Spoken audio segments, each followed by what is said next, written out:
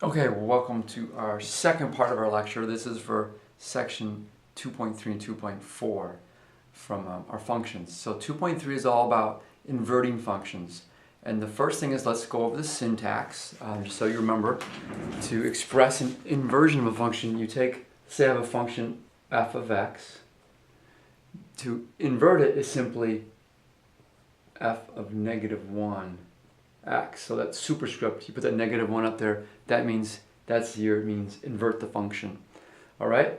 So before we get to the steps of how you invert a function, the first thing that was introduced in this section was, how do you tell if two functions are inverses of each other? And that's what I wrote here. F of x and g of x, are they inverses of each other? So what you had to do is you had to compose. So that's why this section came after section 2.2. In 2.2 you learned how to compose functions, and now you're going to use that skill on checking to see if functions are inverses of each other. So what you have to do is take the function f, compose it with g, and when you do that, remember what you're going to do. You take the g first because it's inside. Whatever g of x is, you stick that into the f. You do all your algebra to it, and what should happen if they are inverses, everything will cancel out except x. Okay, it'll just all like magic, everything will disappear. And then that's the first clue that you're on the right step. The second thing is you do that same thing over again, you would flip it. You do golf. You take the f and you put it into g. And you do all your algebra, and x will come out. So if you're a little confused about that, pause the video right now, go to 2.3, do one of the early problems. That'd be like one of the first problems in that section. Make sure you're good with that, all right? So remember to do that as well. Write this in your notes. And maybe if you're going to do a sample problem, put that in your notes as well, right with it. Remember, you're going to build up a nice, strong foundation, but you can't just listen. You have to also do some with it. Now, the second part is, let's get down to the nitty-gritty and what is the process for finding the inverse of a function. And I'm just going to write it out again. You write it out in your notes. I went over this a couple times, but it always helps to do it more than once. So the first step is you say, you replace, I would say replace y, or better to phrase it, replace f of x with y. There. So over here I'm going to do a little example. Let's say I had a function f of x equals x squared plus 7. All right, and it said find the inverse of f of x. So the first step I'm going to do is, step 1, I'm going to replace f of x with y equals x squared plus 7. And then step 2, I'm going to switch all x's and y's. And in this problem, switch x with y. I only have one x, so it's pretty easy. But in some of the problems you're going to have in your test, you may have several x's over here. We'll make it more challenging. But you got to put that y in every x, wherever it is. So flip them. So now I'm going to put the x here, and I'm going to put the y here. So far, so good. That's step 2. Now step 3, let me try to write that better. After you switch it, now solve for y. In other words, you're going to do some algebra. You got to get the y by itself. And remember, this is where things can get tricky. And you just have to be patient. And it's like you're going through a maze here. You may try one avenue, you may try going one direction, and you may hit a dead end. And you may have to do a few more things to be a little creative. I remember one of the problems we did in the book, you actually had to add a constant to each side so that you could create a nice quadratic expression on the right side that we could then factor. And then once we factored it, we were able to solve for y. That was challenging to see that. So this one, not so bad. I'm going to get the y by itself. Before you square root, remember, try to isolate the y as best you can first. So subtract 7 from both sides. -7, -7. So I'm going to have y squared equals x minus 7. And then I take the square root. So I'm going to have y equals the square root of x minus 7. So that's solving for y.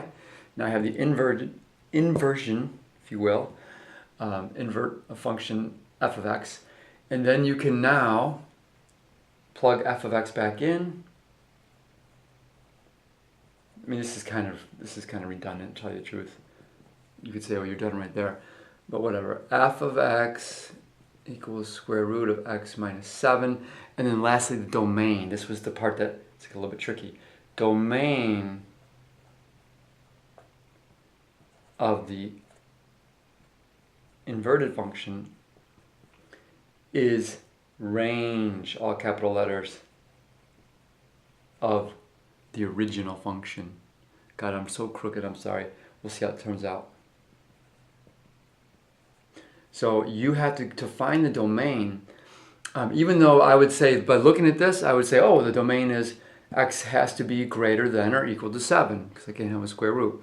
That's what it should come out to be. You're going to need to go back to the original problem and find what the range is. Remember what the range are all the possible y values of it. So coming back to the original problem, I would say f of x is equal to x squared plus 7. I would make a little table. And this is where your knowledge of functions can come in handy. If you know that x squared plus 7 is, you know right away, hey, that's a parabola. Yeah. So you might not even need a table. Gosh, I need more real estate. So 2.4 now, your knowledge and your confidence with 2.4 will really come in handy. Because I know that's a parabola, and since that plus 7's, it's outside of the x, that's going to cause my parabola to move up 7. So it's a parabola that has a vertex at 7, and so it's going to go up like this. Now, so the range is going to be everything that's above or equal to 7. That's all the numbers are going to be. So, which makes sense too, because even here it tells you, hey, domain x is greater than or equal to 7. Now, the question that I have for you, and I think I have the right answer, is, and I don't know, what would happen if the range of the original function was, say, x is greater than or equal to 5. Let's just say that. And yet this new function had additional restrictions to it. I think you'd have to combine. Okay, you'd have to take the new restrictions that cropped up, and also if there were any restrictions from the original range. So you'd combine those two. But quite honestly, I don't know if that's possible. It may be that by going back to the original function and finding the range, it always takes care of itself. So that's a little side.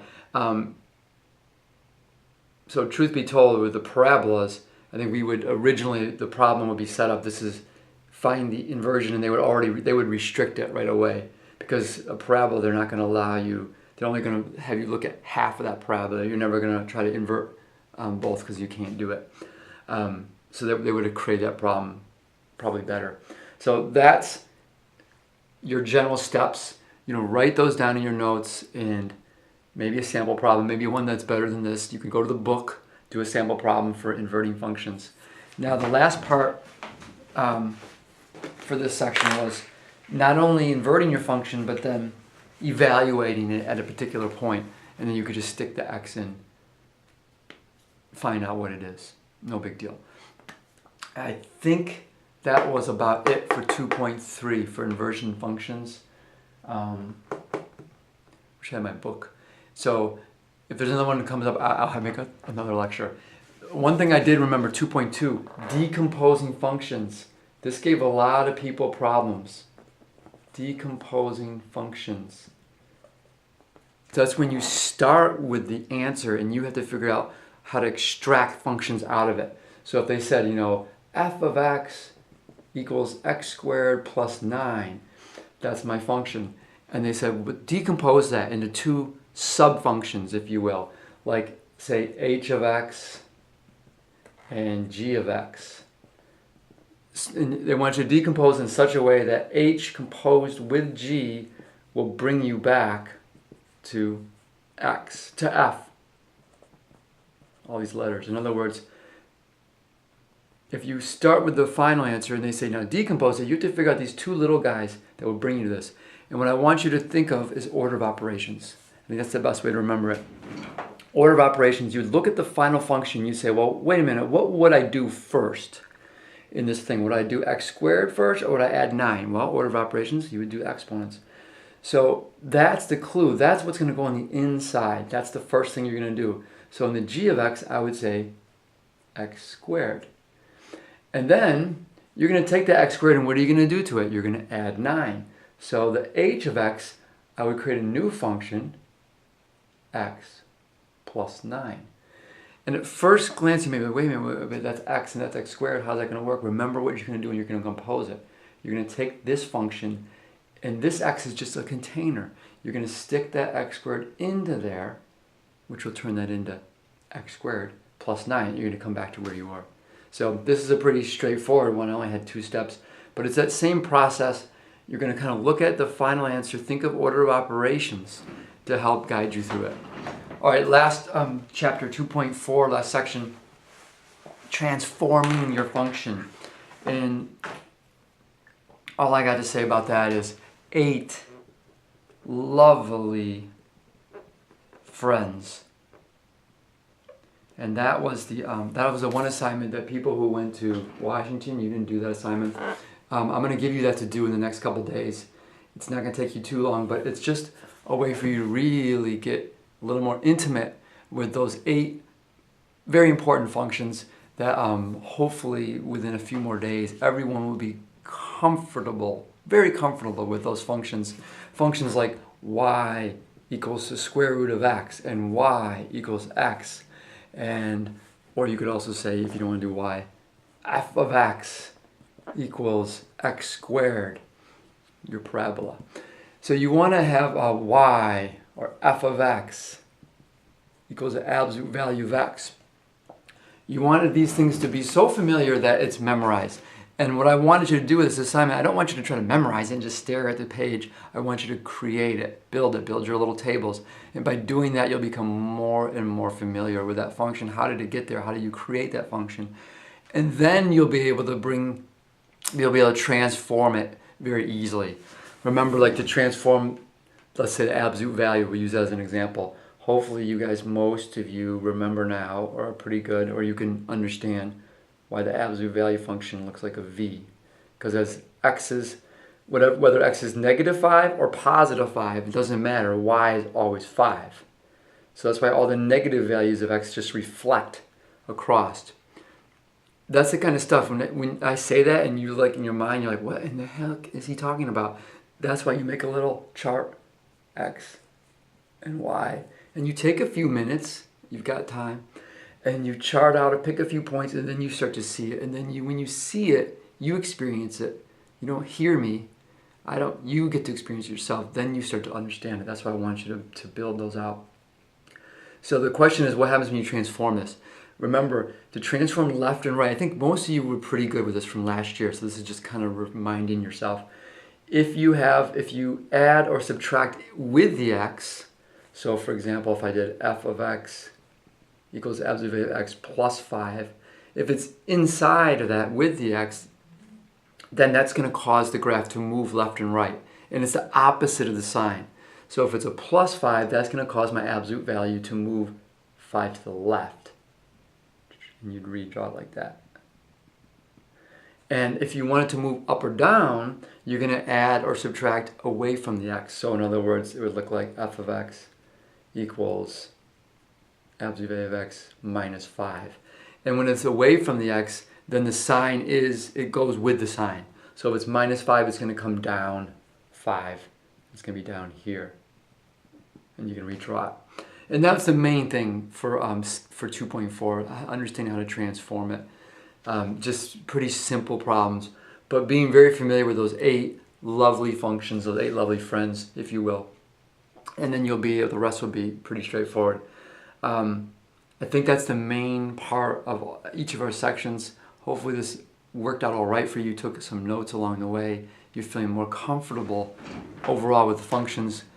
Tomorrow we're going to move ahead into chapter 3, and we'll just continue to do a little warm-up, a few warm-ups here and there in chapter 2, until we are all ready to take our test for Chapter 2, either the end of this week or then we'll just do it in the beginning of next week. Sound good? Hopefully, give me feedback, tell me what you thought about these lectures. They're a little long, but hopefully more efficient than doing it in class. Namaste.